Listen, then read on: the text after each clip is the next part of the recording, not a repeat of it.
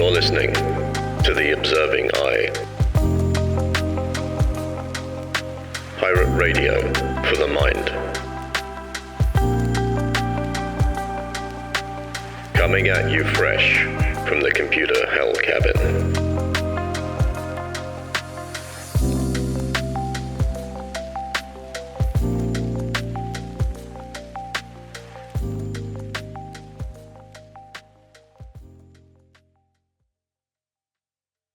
Hello, you beautiful lot.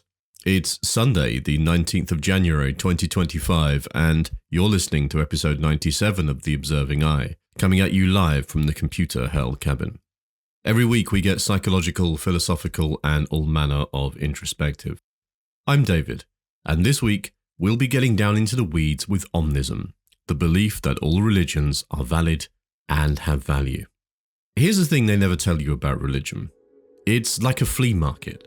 A warehouse of hand-me-down beliefs, second-hand rituals, and doctrines that have been refurbished so many times you're not even sure what the original version looked like. But still, you walk in. You bargain with the vendor who smells like incense and old books. You pick up this piece and that piece, turning them over in your hands, wondering if they'll fit in the cluttered living room of your soul. This is Omnism, the spiritual flea market. Or maybe it's the hack job that your brain does when it tries to glue together all the shattered pieces of the divine. Omnism isn't about being right. It's not about declaring that your team has the best chance or the snazziest uniforms. It's not about believing everything either. It's about believing that everything, every scripture, every hymn, every mantra whispered at dawn, might have a sliver of truth. Like finding diamonds in the shattered glass of 1,000 stained windows. But here's the kicker. Omnism doesn't need you to choose sides. It's the middle finger to the question, which religion is the right one? It says, maybe they all are. Maybe none of them are. Who cares? Let's look at the pieces. You felt it, haven't you? That gnawing at the back of your brain when someone says this is the truth and nothing but the truth. That itch that tells you there's more out there. You hear a Buddhist monk chant and something in your chest hums like an untuned guitar. You see a Catholic priest hold up a wafer and for a second you feel like you're watching a magician about to perform the trick of the century. And then you wonder, if they're all pointing at the same moon, why are we so obsessed with arguing about whose finger looks better? Omnism doesn't ask you to pick a finger, it tells you to look at the moon. Now here's a story, not a parable, not a fable, just a story. A guy walks into a library, a big one. Endless rows of books, each one thicker than the last. And he's looking for answers. About God, about meaning, about why he keeps dreaming about rivers. The librarian, let's call her Sophia, hands him a book. He reads it. It's good. It talks about love and forgiveness and some dude who walks on water. He's impressed. But then Sophia hands him another book. This one's about meditation and the impermanence of all things. About how desire is the root of suffering, and the only way to escape is to let go. And then another book, and another. And before he knows it, he's sitting in a pile of texts from every corner of the world, his head spinning with creation myths and sacred commandments and stories of gods who act way too much like us to actually be gods. At some point, he looks up and says, "Sophia, which one is true?" And she says, "Maybe parts of all of them." This is Omnism. The belief that all religions might be fragments of the same shattered mirror. If you piece them together just right, you might catch a glimpse of whatever it is we're all trying to see. But Omnism isn't clean. It's not tidy. It's not something you can slap on a bumper sticker and feel good about. Because here is the uncomfortable truth about believing that all religions have something to offer. You have to face the fact that no single one of them has it all. That maybe the faith you grew up in, the one your parents whispered to you before bed, isn't the whole story. That's hard. It's messy. And it's why most people don't do it. It's easier to pick a team, to plant your flag and say this is where I stand and everyone else is wrong. It's easier to walk into a church or a mosque or a temple and let someone else do the thinking for you. Omnism doesn't let you off the hook like that. It forces you to wade into the swamp of human belief, to sift through the muck and pull out whatever gems you can find. And yeah, sometimes you get stuck in the mud. Sometimes you grab onto something sharp and it cuts you. But sometimes, just sometimes, you find something beautiful. This is Omnism, not a religion, not a philosophy, a perspective, a practice, a way of holding the world gently with curiosity and respect. And this is where we begin.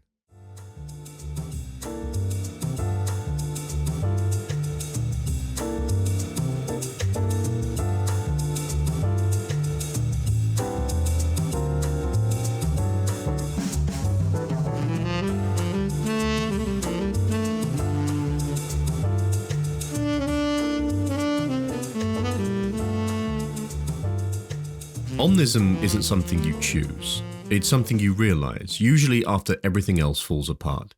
Your faith, your beliefs, your tidy little worldview, it all crumbles. And what's left? A mess. A pile of jagged pieces you don't know what to do with. But what they don't teach you in school is the mess was always the point. Omnism doesn't arrive like some divine revelation. There's no burning bush, no booming voice from the sky.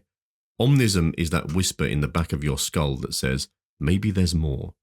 It's the slow, creeping realization that every religion you've ever heard of, every sacred text, every sermon, every prayer, is like a shard of broken glass. Hold it up to the light and you'll see something, a fragment of truth. But you're bleeding before you even realize it. Let's get one thing straight. Omnism isn't a religion. It doesn't have commandments or temples or gods. It doesn't ask you to believe in miracles or memorize holy verses. It doesn't care if you call it God or the universe or the great cosmic whatever. It's not about what you worship. It's about what you see. Omnism is the scavenger in you, the part that sifts through the rubble of human belief and says, this might still be useful. To understand Omnism, you have to understand what it's not. It's not blind acceptance. You don't just gobble up every piece of spiritual junk food and call it a feast. Omnism isn't about saying everything is true, because everything can't be true. If one religion says God is love and another says God is wrath, they can't both be right, not in the same way. But maybe that's the wrong question. Omnism doesn't care if the stories contradict each other. It cares about the why. Why do these stories exist? What are they trying to teach us?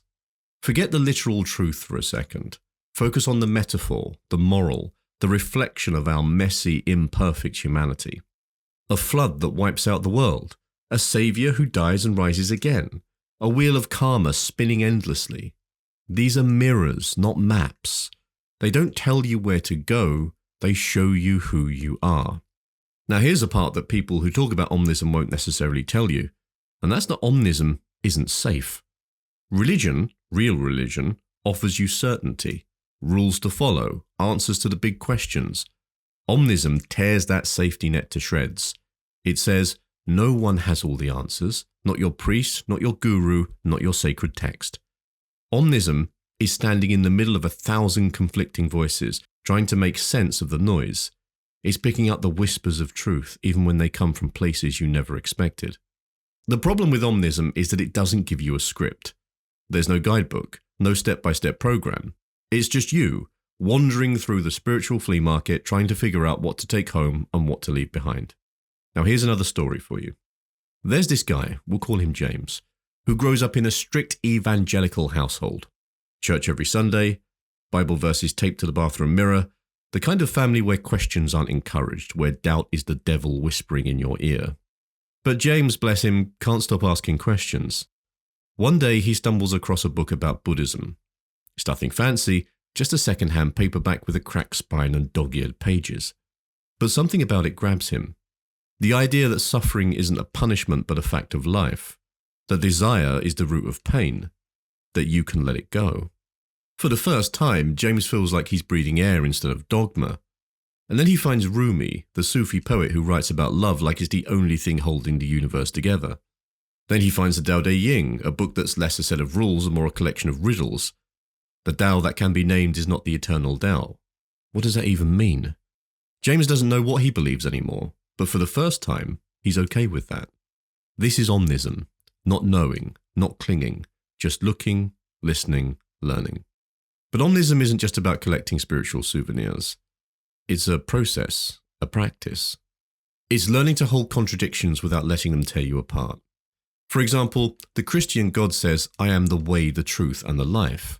The Buddhist Dharma says there is no self, no soul. One offers you eternity, the other offers you emptiness. How do you reconcile that? Omnism says you don't have to. You can let both ideas exist side by side like two colors on the same canvas. You can see the beauty in both without demanding that they fit neatly together. It's not about forcing pieces into a puzzle. It's about appreciating the pieces for what they are. The other thing that they don't always tell you about Omnism is that it's uncomfortable. When you commit to one religion, you get community, ritual, a sense of belonging. Omnism doesn't give you that. It's lonely, it's messy, it's the spiritual equivalent of backpacking through a foreign country without a map. But it's also liberating. Omnism doesn't tell you where to go, but it gives you the freedom to explore. It lets you sit in a church one week and a mosque the next. It lets you meditate under a tree and chant in a circle and read the Upanishads by candlelight. Omnism says, go, wander, get lost, find what speaks to you, build your own cathedral from the fragments you find. So, what is Omnism? It's not a religion. It's not a philosophy. It's a lens, a way of seeing the world, not as a set of competing truths, but as a kaleidoscope of perspectives, each one reflecting a piece of something bigger. Omnism doesn't promise answers, it doesn't offer certainty, but it does give you permission to question, to doubt, to seek. And in a world that's constantly trying to sell you the one true way, that might just be the most radical thing of all. This is Omnism, the beautiful broken mess we make when we stop trying to be right and start trying to understand.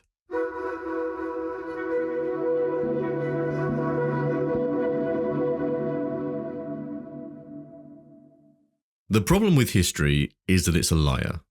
Ask 10 historians about the origins of Omnism, and they'll give you 10 different answers. Ask Omnism itself where it came from, and it'll probably shrug, smirk, and say, does it matter?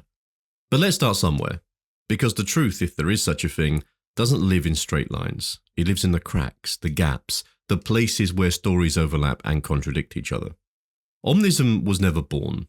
It was pieced together, a Frankenstein's monster made of ideas scavenged from every corner of human thought. And like Frankenstein's monster, it's terrifying and beautiful. The seeds of Omnism were planted long before anyone gave it a name. Picture this: ancient India. The first priests are chanting the Vedas, their voices carrying truths they don't fully understand. Ekam sat vipra bahuda vadanti. Truth is one, but the wise call it by many names. It's not a declaration, it's a warning. Even then, they knew the truth was slippery, impossible to hold. You could give it 1,000 names, build 1,000 temples, and it would still slip through your fingers. Fast forward to ancient Greece. The philosophers are arguing in smoky courtyards, tossing around ideas like dice. Socrates says, the only true wisdom is knowing you know nothing. Plato builds a whole universe out of shadows on a cave wall. And here's the thing, they're not inventing these ideas, they're stealing them. From Egypt, from Persia, from everywhere they can. Greek philosophy is just another mosaic, a collage of stolen truths. By the time the Romans show up, they're gathering gods like trophies, one for every conquered city. They don't care what you call your god as long as you don't get in their way. They build temples to everything: Jupiter, Isis, Mithras, the whole pantheon. Omnism before Omnism. Then there's the Middle Ages. 1,000 years of darkness, right? Well, not exactly. Picture this: a library in Baghdad, the House of Wisdom, scholars translating Aristotle and Ptolemy and the Upanishads into Arabic. Jewish, Christian and Muslim thinkers working side by side, not because they necessarily like each other, but because they're all obsessed with the same thing: understanding. And in the shadows of their arguments, Omnism starts to take shape. No one calls it that yet, but it's there, lurking in the margins, waiting for someone to notice. Meanwhile, in India, the Bhakti poets are singing about love so big it can't be contained by any one god. Kabir, the weaver poet, says, "Are you looking for me? I am in the next seat. My shoulder is against yours." Hindu, Muslim, neither, both. Omnist before the word even existed. Jump ahead to the Renaissance. Europe wakes up. The printing press starts spitting out books, and suddenly ideas are everywhere. Luther nails his theses to a church door. Copernicus kicks the earth out of the center of the universe, and people start asking questions they were never supposed to ask. One of those people is Giordano Bruno, philosopher, heretic, martyr. Bruno says the universe is infinite, that there are countless worlds, countless truths. He says God isn't confined to any one religion or any one book. The church burns him for it. But Bruno's ideas don't die. They go underground, waiting for the world to catch up. And then the 19th century. The Industrial Revolution is in full swing. Science is dismantling the old certainties, and people are starting to wonder if religion has anything left to offer. Enter Philip James Bailey, poet, romantic, probably a little unhinged. In 1839, he writes Festus, an epic poem no one remembers except for one line. I am an omnist and believe in all religions. Bailey doesn't explain what he means. He just drops the word into the world like a bomb and walks away. And maybe that's the point. Omnism doesn't need to be explained. It doesn't need a manifesto or a creed. It's an idea you feel in your bones, even if you don't have the words for it.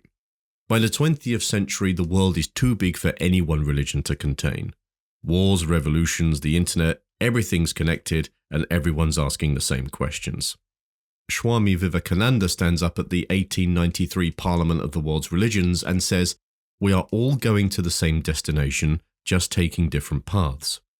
Alan Watts gets on the radio in the 1960s and says, "You are an aperture through which the universe is looking at and exploring itself." Joseph Campbell tells us to follow our bliss and find the universal truths in every myth. And the word omnism keeps popping up. In books, in conversations, in the margins of history.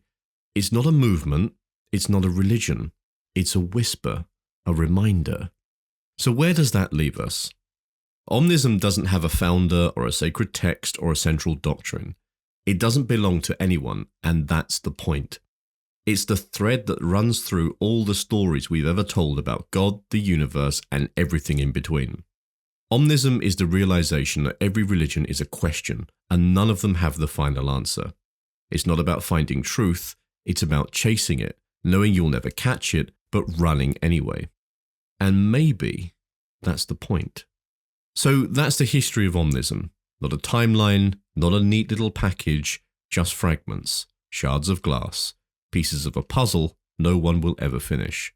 And that's okay, because the beauty of Omnism isn't in its answers, it's in the questions.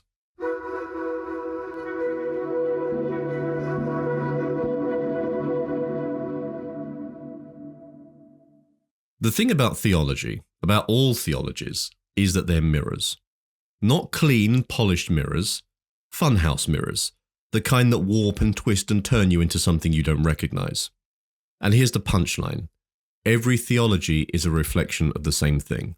Us, humanity, our hopes, our fears, our endless, desperate need to make sense of the chaos we were born into. But the question that nobody likes to ask is, if every theology is a mirror, then how do you know which one is telling the truth? Omnism doesn't answer that question. It blows the mirror into 1,000 pieces and asks you to pick up the shards, to look at the fragments of all theologies and ask, what does this say about me, about us, about the thing we keep calling truth? This is the benefit of understanding multiple theologies. You don't just see the world differently, you see yourself differently. Understanding multiple theologies is like cracking open your skull and letting in a flood of light. It's seriously uncomfortable, it's not easy, but it's the kind of pain that wakes you up. Take Christianity. Turn the other cheek, love your enemies, the meek shall inherit the earth. Beautiful, right? Until you realize how hard that is. Until you try to forgive someone who's broken you. Then there's Buddhism. Life is suffering. Desire is the root of all pain. Let go, let go, let go. Sounds simple until you're clutching onto something so tight it feels like your fingers will snap before you can let it go. And don't forget Nietzsche. God is dead and you killed him. There's no higher power coming to save you, no divine plan, just you staring into the abyss, hoping it doesn't stare back. Each theology hits you in a different way. Each one forces you to confront a different part of yourself. Your rage, your fear, your longing for meaning, your refusal to let go of control. The benefit? You grow, you stretch, you become more than you were before. Understanding multiple theologies doesn't just expand your mind. It breaks it, rebuilds it, and leaves you standing in the rubble stronger than you ever thought you could be. Now, the problem with people is that we're all shouting at each other in different languages and nobody's listening. The Christians say, love thy neighbor, but nobody hears it because they're too busy thinking about crusades and colonization. The Muslims say, peace be upon you, but the world hears something else entirely. The Buddhists talk about enlightenment, but all anyone wants is a quick fix for their anxiety. Understanding multiple theologies is like learning to translate. It's not about agreeing with everyone, it's just about understanding them. You learn that when a Hindu talks about karma, they're not saying what goes around comes around, they're saying every action leaves a mark, every choice shapes the world. You learn that when a Jew talks about tikkun olam, repairing the world, they're not just talking about charity or good deeds, they're talking about a partnership with God, a shared responsibility to make the world whole again. You learn that when a Taoist says go with the flow, they're not being lazy or passive. They're talking about harmony, about moving with the rhythm of life instead of fighting against it. The benefit? You stop seeing other people as enemies or strangers. You start seeing them as reflections of yourself. Now, the secret that we all know but very few people like to admit is that most people don't really believe everything their religion teaches. They pick and choose. They take what works and quietly ignore the rest. Omnism just makes that explicit. When you understand multiple theologies, you start to see the pieces you want to keep, the parts that resonate, the parts that make you feel alive. Maybe you take the Christian idea of grace, that no matter how badly you screw up, there's still a chance for redemption. Maybe you take the Buddhist practice of mindfulness, learning to sit with your thoughts instead of running from them. Maybe you take the pagan reverence for nature, the idea that every tree, every river, every stone has a soul. The benefit is that you build something personal, something that's yours, not a prefab IKEA spirituality handed to you by someone else without a screwdriver, but a patchwork quilt stitched together from everything you've learned. And when life gets hard, and it will, you've got something real to hold on to. Every religion has its quirks, its weird rituals, its bizarre myths. But when you understand multiple theologies, you start to see the patterns, the universal truths hidden in the specifics. A Hindu lights a diya, a small oil lamp to celebrate Diwali. A Jew lights the menorah for Hanukkah. A Catholic lights a candle for a prayer. The details are different, but the meaning is the same. Light in the darkness. Hope when everything feels lost. A Buddhist meditates under a tree. A Sufi spins in ecstatic dance. A Pentecostal speaks in tongues. Different practices, same goal. Connecting with something bigger than yourself. You stop getting caught up in the surface differences, and you start seeing the threads that connect us all. The problem with understanding multiple theologies is that it makes you harder to break. When you've seen the world through a dozen different lenses, when you've grappled with a dozen different truths, you stop needing certainty. You stop clinging to the idea that your way is the only way. You become unshakable, not because you're certain, but because you're not, because you've learned to live with the questions. You find peace, not in the answers, but in the endless search for them. So those are the benefits. Not comfort, not certainty. Growth, understanding, connection. Understanding multiple theologies doesn't make life easier. It makes it richer, deeper, more complex. It's not about finding one truth. It's about finding pieces of the truth scattered across 1,000 different traditions and stitching them together into something that makes sense for you.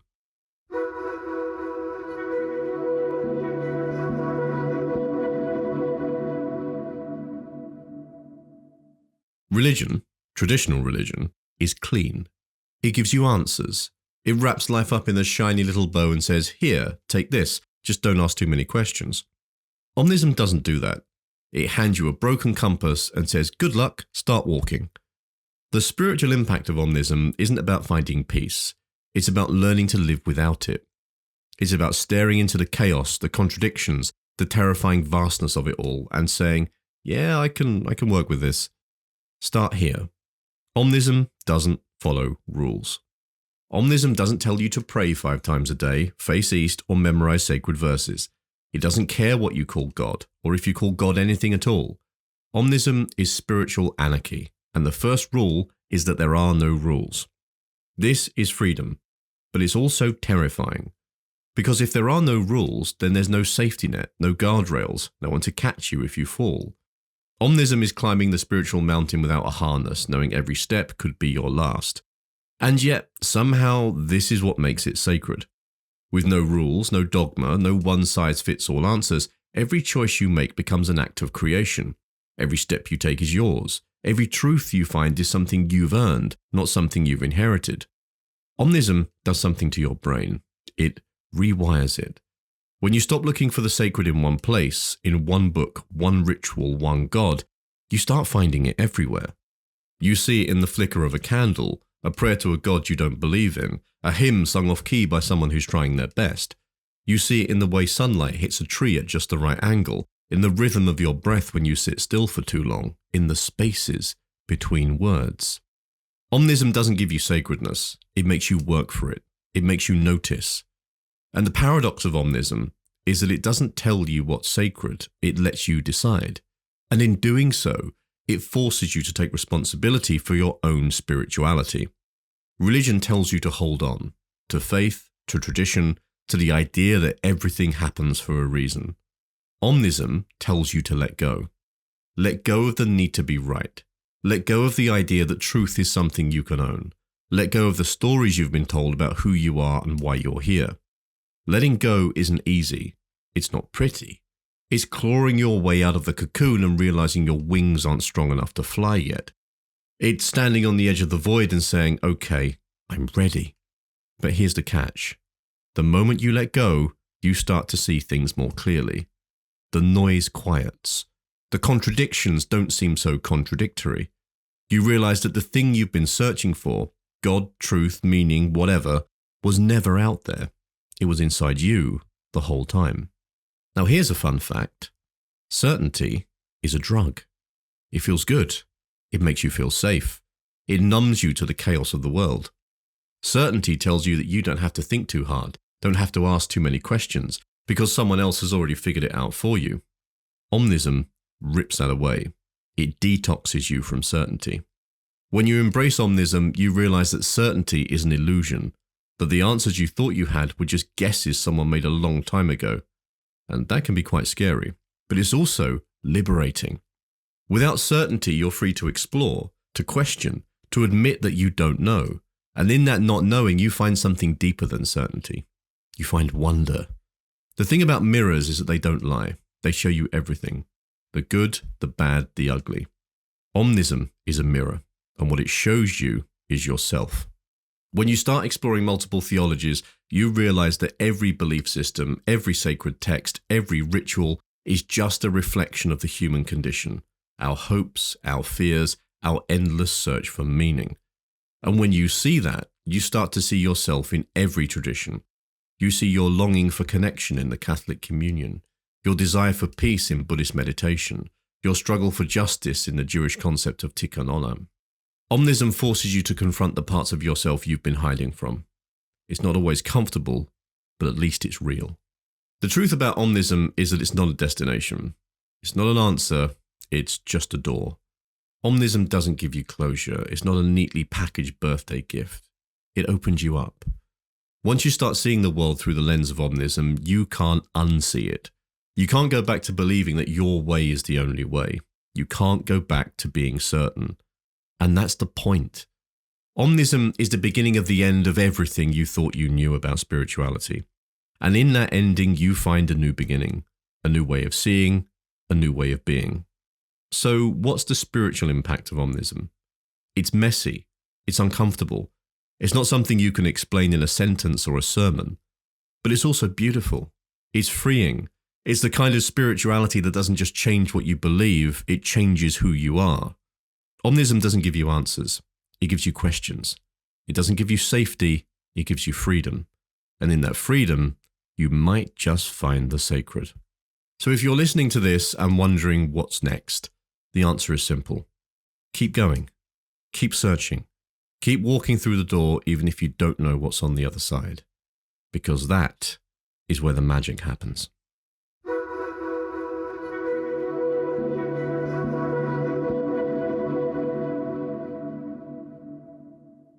And that, ladies and gentlemen, is all I have to say on Omnism. Truth isn't clean. It's not shiny. You can't order it from Amazon. It's ugly, it's jagged, it's a mess. And the second you think you've got it figured out, it slips out of your hands, laughs in your face, and leaves you standing in the dark. This is the part where most people quit. They find a belief, any belief, and hold on for dear life. They lock the doors, draw the curtains, and pretend the rest of the world doesn't exist. But not you. You're here, listening to this, which means you've already stepped off the edge. You've already cracked open the walls of certainty and let the chaos rush in. This is what Omnism does to you. It unravels you.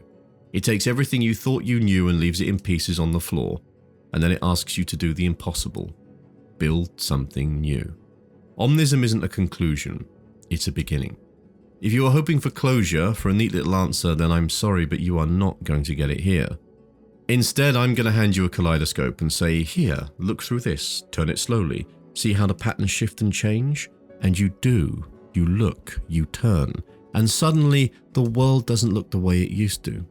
Now you see the connections.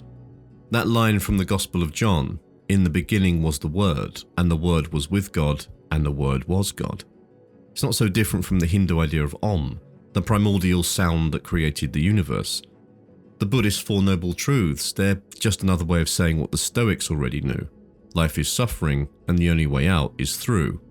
The Sufi mystics and the Taoist sages and the indigenous storytellers, they've all been whispering the same secrets, just in different languages. This is the gift of Omnism. It lets you see the threads, the patterns, the echoes of truth bouncing between traditions like light in a hall of mirrors. The thing about looking through Omnism's kaleidoscope is that it's exhausting. Because once you see the connections, you can't unsee them. Once you know that every belief system is just another piece of the same shattered mosaic, you start to wonder, well, what does that make me? Am I a piece of the puzzle? Or am I just another reflection, distorted and incomplete? Omnism doesn't answer that question. It can't. But it forces you to live with it. I want to wrap this up a little bit with a story. Not a comforting one, not a feel-good parable with a moral tied up at the end, like an episode of He-Man, just a story. There's another guy, we're going to call him Aaron. Aaron grows up with answers. His family has a rule for everything. What to eat, what to wear, what to think about God. For a while, it works. The rules keep him safe, keep him sane. But then Aaron grows up.